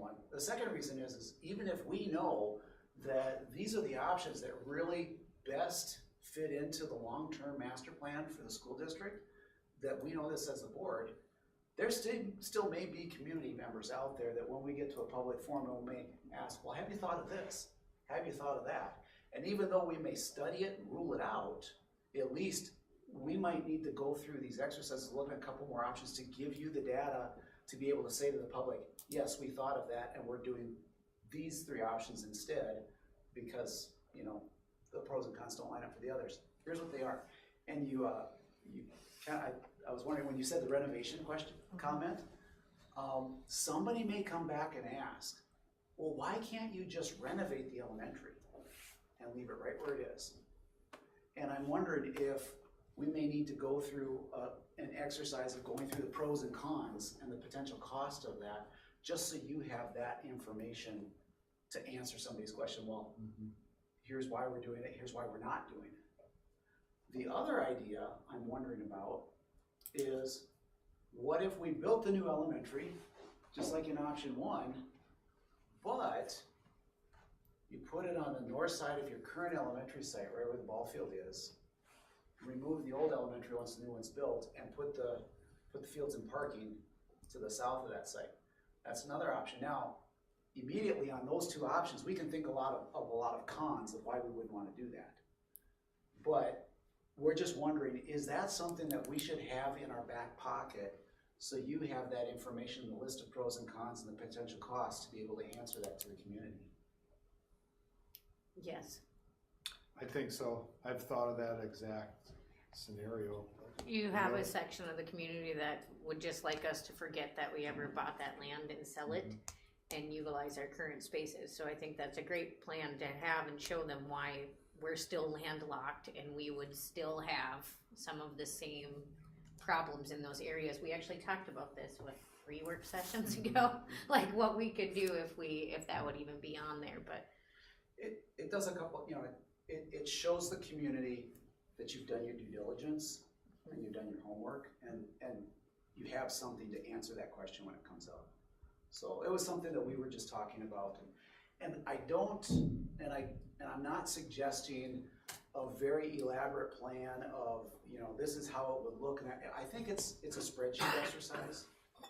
It's looking at the costs, and then it's looking at a pros column and a cons column, and then you can stack them up against these. And then at that point, I think it's really, you're gonna have that data to make some good decisions, and it's gonna become obvious where you as a board should go with what you want to take forward to the community. And then we do a deep dive at that point of, what does it look like and how does it lay out and all of that. So, Jeff, any thoughts on that? Or? Well, yeah, Andrew and I were talking about that at the elementary. He said, well, I could see moving there, but we still have problems with traffic and parent pickup and drop off, and we're landlocked, and then we lose the opportunity for efficiencies if we were combined with the high school, and at least if we have the grand vision and move to the new land, we free up our existing property for redevelopment, for housing, and for those types of things. So we lose some of the greater good of the vision of the future if we try to take the cheap way out versus right? And that's where maybe the partners of the city and the county would say, yeah, that's a short-sighted plan. It might be cheaper. We don't have to put all the utilities and all of that and all, right? But we like the grander plan, and maybe the IRRB will help us because they see the greater good of us trying to expand Aiken and make it bigger, better, and help. I don't know. But, so I can see that kind of being part of that argument. And it might be cheaper, but honestly, once you go through the exercise, it might not be. And it just comes back and it validates some of these. I can't even think of any space that still works really. Well, and I think about the cost of the infrastructure going out to that new property. Whether we build out there or not, there's gonna have to be some infrastructure out there because the city has annexed that in to the city. And so they're gonna have to at some point put infrastructure, but if we can partner to do that, that's a better situation for our community as a whole, to put that infrastructure out there and to do it in a partnership. Yeah, and I see that community space, an additional gym, maybe a walking track, maybe the hospital's a partner in that. And that's a wellness center, community space, like we've seen in some of these other hospitals that have contributed and partnered with schools. Some other examples. And if there's, IRRB, if there's sources to help with some of those utility costs, that makes some of these other ideas that aren't already on the board look even less interesting. So, The other thing I think about, if we just do the elementary first, what are the needs of this building that we need to be addressing? How long are we gonna, what's our plan for when we plan to be out of this building? Do we have a target date? When are we doing this again for a referendum for the high school? Can we work on the financing to be structured in a way where the debt's coming off when we're gonna try again? We need to get this place 15 more years life out of this place, or 10 more years, or 12 more, or 20 years, right? How much do we invest in the auditorium if we're here 10 years? I don't know, right? I would like to see a plan like that, because I'm all in on all of it, because we need all of it. And our kids deserve all of it, and our staff deserves all of it. But I'm also reasonable enough to know that our community, probably if we just had to go after them for $144 million, they can't afford it. And I'm reasonable enough to know that, but I don't want to lose the urgency and the momentum that we have. And I think if we can plan out in phases, by this date, we're going to be going after bonding to build the high school, or to add the auditorium, or to add whatever we're going to do. I would just like to see a plan, a 20-year plan. I would like to see it be at 10 years, because I think the kids that are gonna start in that new building at age 3 in preschool are not going to want to go to this. No. come to this building.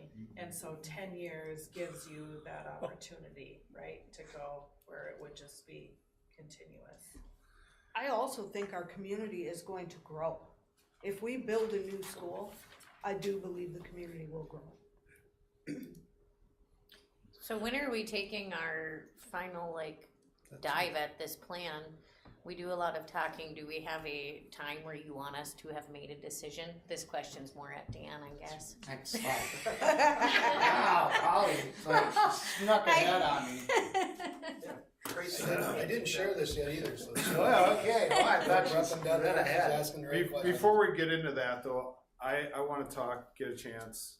I'd like to see option 1, please, Ron. Excuse me, if you don't mind. Yeah, you got it. Or I will get mad. I do, sometimes. So I'd like to see the option 1 with I think with a wellness center on that, call it that, so enhanced, provide enhanced athletic facilities and, community opportunity, because I think we really need to, for the cost of this project, we need to have something that advances the quality of the facilities and the quality of services to the community than just replicating and replace. If we're just going to replace an elementary school, we could just do it at where it currently is. We need to advance things, and moving to a new campus is a huge advancement, getting out of the middle of town. But the other thing I hear, the number one comment I hear from people is, why aren't you doing the high school first? The high school's a dump. That's the greatest need, because they, from the outside, they see the high school as the worst facility we have, when we know that a lot of things on the inside of the high school have been upgraded, and maybe there's a little more life in this one, and Rippleside has really got far more deferred maintenance. So that's just what I'm hearing from most people. Well, what Cindy just said also was an interesting, I never thought of that. When they come out of this, if we build an elementary and they come here, unless I missed it somewhere else, that just hit me, that hit me pretty hard. Brandon, I don't know how, in reality, you have a new elementary school and then they come here. That's a tough pill to swallow for a kid.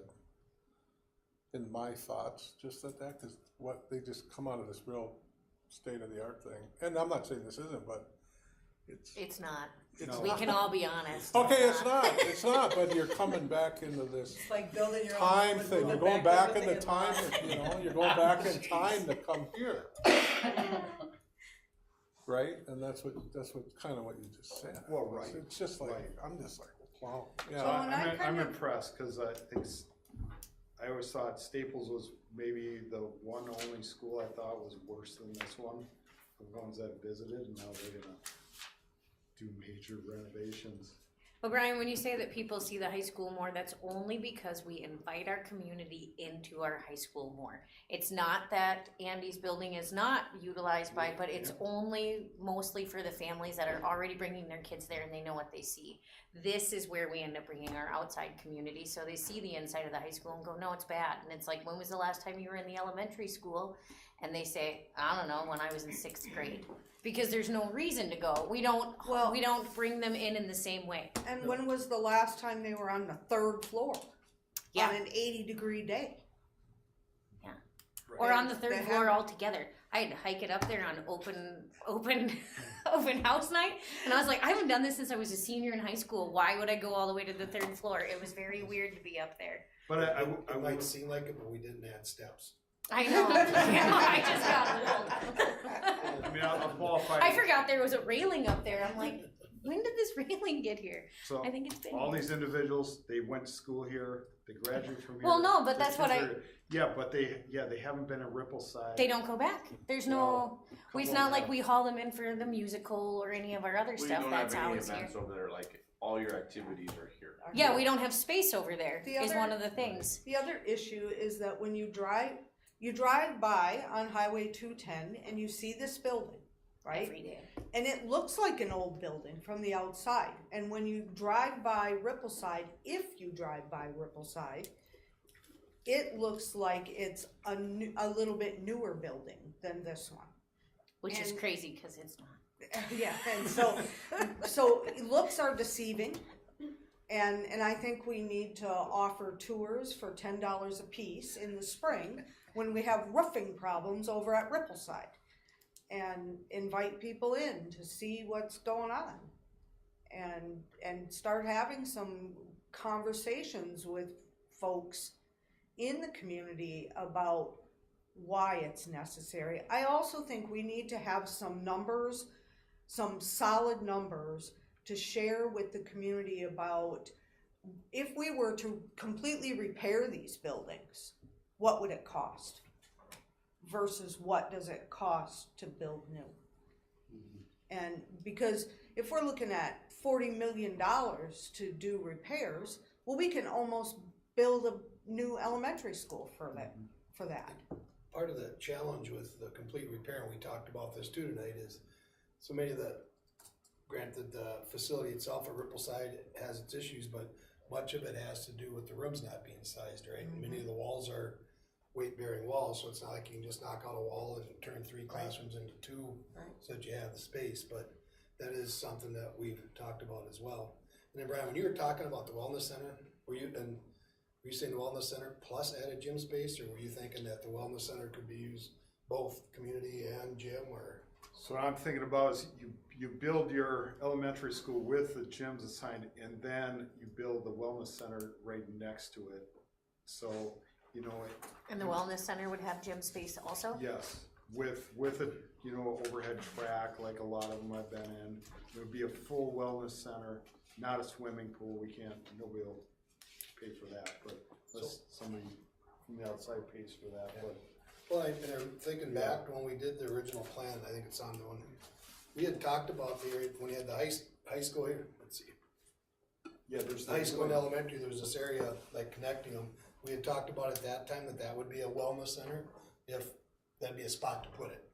Now, I don't know, we run numbers or anything, we haven't looked at what that would be, yeah. It would be similar to what Park Rapids has. Yeah, so. Park Rapids, you have the elementary school, you've got their wellness center area, and then you have the high school. Over on the, right there, that was, Yeah. we talked about being a wellness center that could be accessed from both high school and elementary, but also then You can see where the parking lots are on that design, you know, it could be community access. I think that discussion came after kind of following the Mora discussion, and Mora doing some work with their Wellia Center, I think it's called the Wellia Center down there. Did that space get moved to the new engineer Go to the, plot? can you jump Yeah. ahead to the next Same, slide? they just took that same building. Yeah. Dan will be helping us working on It's it. just the black Yeah. rectangle in Yeah. between. It's the same, the building is the same footprint in both, I think they were just moving the fields around. Oh, I see, yes. Thank you for that. Docking? You know, and part of, you know, when we were looking at the space evaluation that we were doing, we talked about increasing the gym space at the elementary, or like one larger gym. And I would say that if you did that larger gym option, you know, square footage was actually more than we have currently.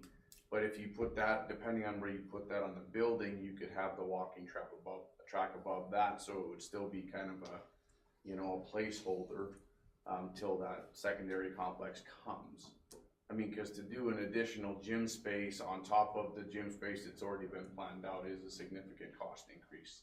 You know, if you're having another gym that you're adding just for a wellness center, that's pretty significant cost. So to clarify, I mean, I think that we need to spend more time thinking about what our gym space needs are, because I can hear the community saying, we've been complaining about gym space for a decade. Here's all the issues associated with that. You now are building new things, and you're not really dealing with the gym space. It's like our neighbor next door who built the new nursing home with no laundry in it, right? Like, we need to make sure that it makes sense. So I'm not convinced that the new drawing is an adequate amount for the amount of teams and practices that we have. Now, I'm gonna make one comment on that. The bubble of staff or of student reduction on your enrollment chart hasn't hit the high school yet, right? So you're significant, as they're starting to now, be starting to hit the 7th grade, right, Dan? Am I right? Next year. Next year. You're gonna see 20% of your high school enrollment drop over the next. Does that mean you're gonna have one less team? I don't know that, but it's part of your thinking. You should be thinking about this and studying it. But we gotta bring that into the plan too, right? And think about, we might have the need for less gym space coming down the pike over the next 6 years. Well, in the projection, I think the 10-year projection with the high school is 390 kids. You know, we're at about 500 right now, and it's in 10 years they're projecting that 390-ish, I think is what it was, ballpark. I anticipate that we would still have the same number of teams. Yeah. We may not have 60 wrestlers, we may have 40 wrestlers. But you still, no matter how many wrestlers you have, no matter how many girls basketball players you have, it doesn't matter. You still need the courts for practice, right? And so to me, the gym space isn't really about necessarily the number of students, it's about the number of teams that we have and who can be in what space at the same time. I agree with Cindy, we don't have, like, we have core sports, like an example, my 3rd grader, his basketball practice right now is from 5 to 6:30. My 17-year-old gets here at 6 a.m. till 7:30. Those are basic sports that are going to continue. If kids can go straight after school to practice at the elementary level, what a wonderful treat that is for parents instead of running back. And now I have 4 kids, 3 in basketball, all have different times. It's a lot for parents, so we need that gym space. We have dancers dancing in the cafeteria right now. And we have for over a decade. Yeah, you know. One of the things that happens though, as we lose enrollment, is that students get spread across all these different sports, and pretty soon you don't have enough capacity to support all the sports. So that, I think, I think it merits studying to make sure that we're not underbuilding or overbuilding. I think it's wise. And we could see co-op come into more play too as that grows. You know, I mean, Yeah. that's as we look at it, we've had conversations with our neighbors in that, you know, that very reasonably could be an option in the future, if, as enrollment goes. Well, budgets too. Yeah, budgets and everything. But it's, yeah, you take a look at most single A schools, single A, double A, look at the sports they're offering. We're not really offering anything in addition of what they have. They might be co-opted with 3 or 4 other schools, like, or some of those schools like wrestling, there's 6 schools in southwestern Minnesota, but it's just there's a lot of that that happens. Single A schools or below, but they all have volleyball, basketball, football. Kent? Yeah. Just to put it in context, a regulation high school basketball court with a 10-foot buffer around it, this is with no locker rooms, no nothing, is just under $3 million. So just when you think about courts and what they might cost, it's just under $3 million for that high school sized basketball court with a 10-foot buffer around it. Which is suitable for practice, it's suitable for, maybe for JV, certainly for middle school. Not a competition gym by any means, that's a different animal. Yes, and that's what I mean, so making sure that the gym space that we have is configured the right way. Yeah. So maybe it's wider instead of longer, or, you know, And that's completely within your guys' requirements on whatever you wish to put forward. So I mean, an elementary you can have an elementary sized gym, which is about 3,200 square feet, which isn't much bigger than the one that you have. You can go to 6,400 square feet, which is just the size of our regulation, high school regulation, but with like 2 feet on either side, which is like an old Iron Range gym. Well, So that's instead what of- you're instead ready of to the maybe- walls. Or you can do something that is reasonable for practice and for use by your athletic teams. But again, that's about $3 million a piece. You get a little bit of a break if you put a second one, you get another 5% off, you get a third one. Whether or not you wanna go to a 5th or 6th one, but anyway, that's, you get a field house in like Mora. yeah, I guess I should clarify, and I don't necessarily mean gyms, I mean courts. Courts. Yeah. Well, and the one with the elementary, I think it was like an 8,000, I mean, you guys correct me if I'm wrong, but I think it was, the second option was like an 8,000 square foot gym for JV, for expanded practice offerings, those types of things. It wasn't, you know, just that smaller gym. I mean, cause you could put dividers in there and you got 2 cross courts, things like that. So in that original space planning meeting we had a month ago, that was kind of the I think it would behind be important to have the coaches weigh in on it. For sure. Yeah. We'll never have enough gym space for coaches. It would be Right. interesting to look at the scheduling for the gym. To see how many of those, to see if it would merit adding a gym.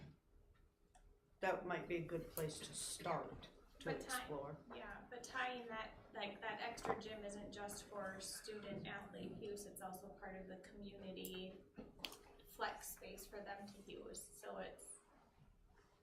you know what I Well, mean? but if we fill it up with practice, then there's no time for it to be community space. Right, I mean, there would definitely be some scheduling snafus to work through, but. I mean, we have limited gym space now, and the community's playing pickleball at Rippleside, so And they're gonna want pickleball courts in that Of community course. space. they should have it. They will have it. This could be a whole. A meeting, yeah, gyms could be a meeting all on their Yeah. own. For 10 hours. This at least gives you what we have proposed, right? In the 2 space programs from the elementary and high school, we had one full-size varsity with also gyms that, that basketball for younger kids could go Drop a wall, drop a curtain. Drop a curtain in the Drop middle a of curtain, that one? you could You could drop a curtain, yeah. For younger Drop a curtain, students. right? And Jeff, don't forget And that then- even those cross courts are still high school regulation size. So you literally could have, 5 youth games of basketball going at one time, right? But not during the week. But not during the week. No, that'd be Maybe weekends. on a Saturday. Maybe on a Saturday, you're right. But it's not happening because you've got girls in one gym playing basketball, you've got boys in one gym playing basketball from 3rd grade up to 12th grade, right? That's right. And dance line is still out in the hall. Well, In the you- cafeteria. again, there'd be curtain, different segments. You could curtain them into 4 teaching spaces or 4 different, there's ways. But we don't have to figure it out tonight. In the chicken coop. But it needs more vetting. Tell their music is blaring, right? And then the coach can't talk. Hey, I gotta bring in, we have tours on our next steps, right? One is to go to Grand Rapids and see the elementary, and you'll be shocked at how well the sound, you can't hear the sound. We're blaring over here music, and you can't hear it in this gym space. We blow you away on that, Cindy, right? Because it's just the way we design things today, right? Now, where would a walking track be on this?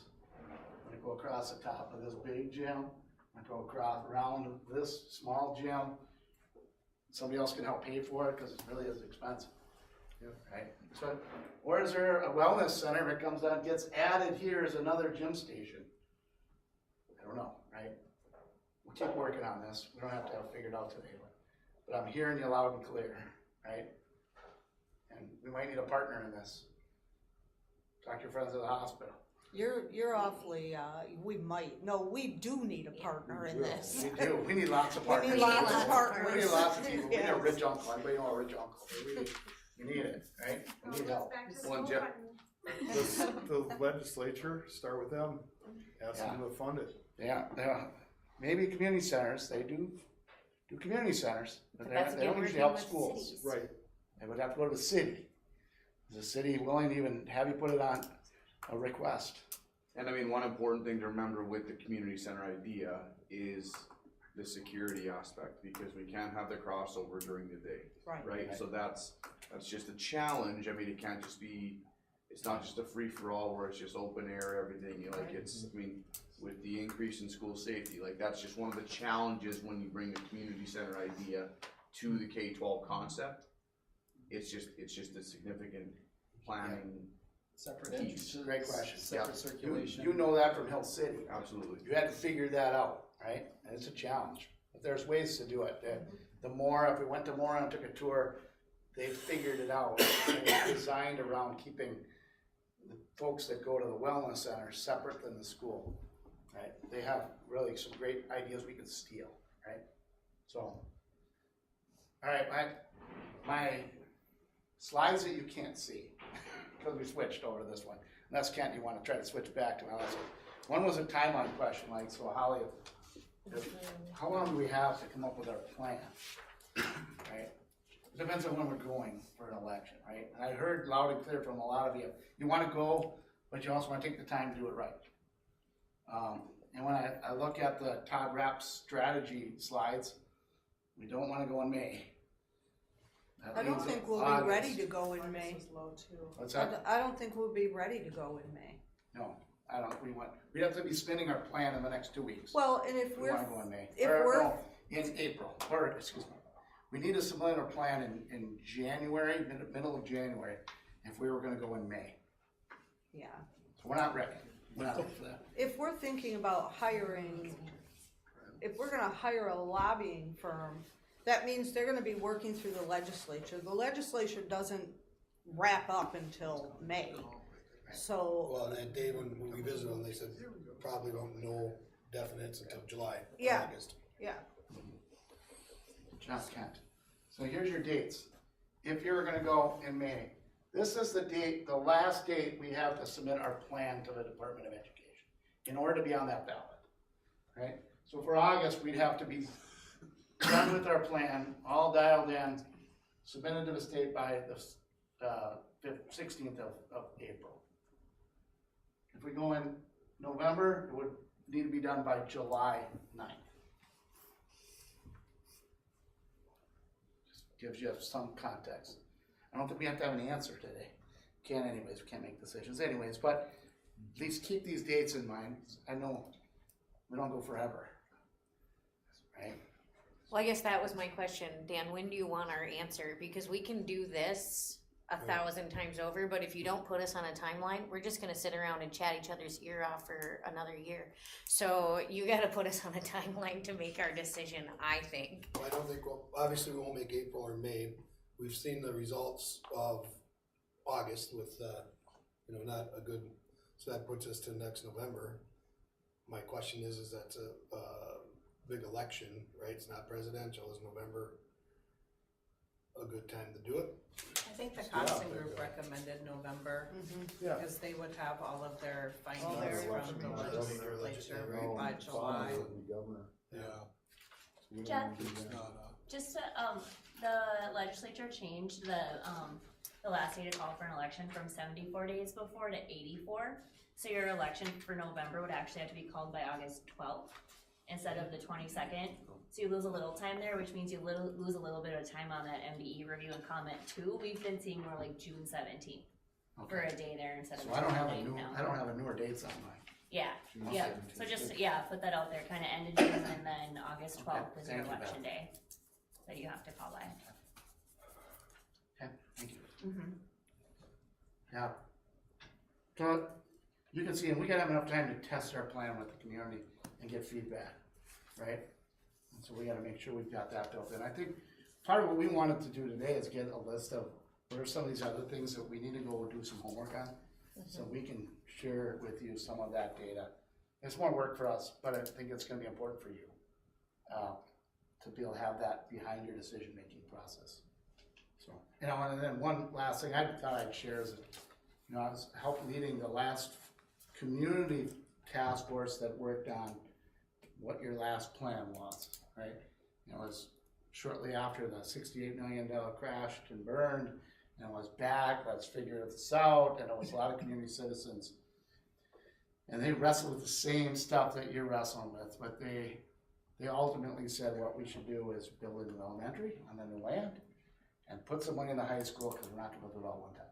So very somewhat similar to what I hear you, right? And then the board then went and made improvements here to the high school, kind of following the line of what that task force said, right? Which is kind of what got you to where you're at. Just a little history. Again, you're the new board. You guys are gonna decide what you think is best for the future. But sometimes it's nice to know the history of what some folks before were thinking. So one thing I think is important for the board, and I was glad to hear it here, is that we're talking that it's a community, it's all of us effort when people are asking about it. That's been our work really since last summer, is getting the city, the county, the hospital, just to talk about, hey, this can be a project not only for the school, but for the betterment of the community. And I was glad to hear the board, you guys as board members talking about, hey, it's not just us, it's everybody. And I think that's an important message people need to hear, can hear from you as well as hearing from me. Just to keep it going. I think we have a little bit of momentum. I do feel like it's a slow process, and Jeff and I last week were talking about, what are some of the other options people are gonna ask about, and I'm like, well, I can say this, we're still being recorded, but we're not doing that. It's like, well, I know, but you gotta be able to say something other than superintendent said we're not doing that. We gotta be able to have reasons as to why. So, some of these options that have come up could impact what we're doing in the end, but it's really gonna be finding information so we can explain to people why we didn't choose to go that route, and the impact that, just adding, it's $3 million added, Jim. And I'm not saying we wouldn't, because I see kids here all hours, parents coming and going. I think if you have 4 kids, we could have 15 gyms, and you're still gonna be coming and going, but I think that's important. It's important information for us to have and for us to look at. And I do think, just in some of the conversations I've had, if I can provide an answer with some background for people, whether it's now or even in the capital projects, and we're out to that, people might not agree or might think you know, but they're willing to accept that, hey, we thought about it, I don't see it going that way, so. Again, any questions you get asked, send them, even if you feel like you got a good answer, you're comfortable with it, send them to me. I only have a few things on my frequently asked questions document. I don't feel I have enough to even share it with back to ICS to, you know, to help them get going on something, but any of those types of things, and just so we can put in there and as well. And then we should really, I don't know if we can do it here before Christmas, but I know I've had open invitations from Grand Rapids and Moore both to go see their schools. I might visit with some of our leadership team and see what day works for them, and I'll send it out to the board. And hey, if you guys can piggyback along and come with us, just so we can start seeing some sites, because I know how busy everybody's schedule is.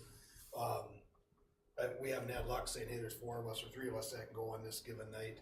We just haven't, so I think we'll just schedule some, and if we can jump in and a couple of us get to other buildings, other facilities, and see how it all plays out, that'll be good. Again, I don't know if we can do that in December with everything going on there, but we'll see. So, I don't know if you have anything to wrap up with or any other questions. That's about it. So, Any other questions or comments? Thank you, we appreciate everyone's time. Yep. Yeah, thank you so much. thank you, everybody. Anything else then? All right, is there a motion to adjourn? I'll make a motion. Motion by Molly, second by Don, any discussion? All those in favor signify by saying aye. Aye. Any opposed? Motion carries with all members voting yes, meeting is adjourned.